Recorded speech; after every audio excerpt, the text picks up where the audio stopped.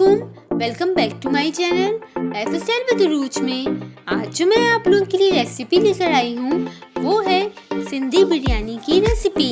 आज हम बनाते हैं सिंधी बिरयानी मेहरान रेसिपी के मसाले से, वो भी मेरे स्टाइल की।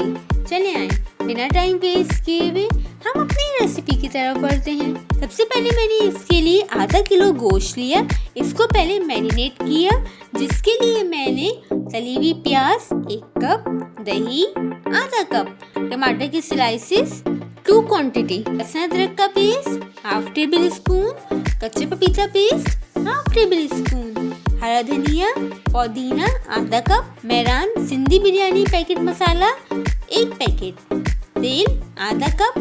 मैंने वही तेल यूज किया है जिसमें मैंने प्याज को ब्राउन किया था। फिर मैंने इसमें अपने पास से half tea spoon roasted and crush coriander यानी धनिया यूज किया है। पिसा जीरा हाफ टी स्पून लिया है। इन सब चीजों को गोश्त में डालकर 1 घंटे के लिए मैरिनेट कर लिया।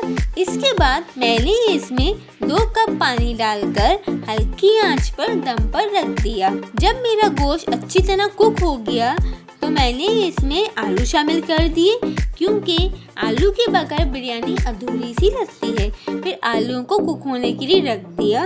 10 से 12 मिनट बाद जब आलू कुक हो गए तो भी मसालों को भूना और दूसरी तरफ मैंने आधा किलो चावल को कुक होने के लिए रख दिया। अब मैंने बिरयानी पर चावलों की लेयर लगाई और ऊपर से दूध में केवड़ा वाटर और जर्दी का रंग चावलों पर डाला और 10 मिनट के लिए दम पर रख दिया। गर्मा गर्म बिरयानी तैयार है। मेहरान सिंधी बिरयानी लाजवाब बनी थी। और अगर आपको मेरी रेसिपी पसंद आई हो तो मेरे चैनल को लाइक, शेयर, सब्सक्राइब और कमेंट करना मत भूलिएगा। और कमेंट में मुझे ज़रूर बताइएगा कि आपको मेरी रेसिपी कैसी लगी। और अपना बहुत सा ख्याल रखिएगा, तो हमें याद रखिएगा। फिर मिलते हैं एक और नई रेसिपी के साथ। तब तक के लिए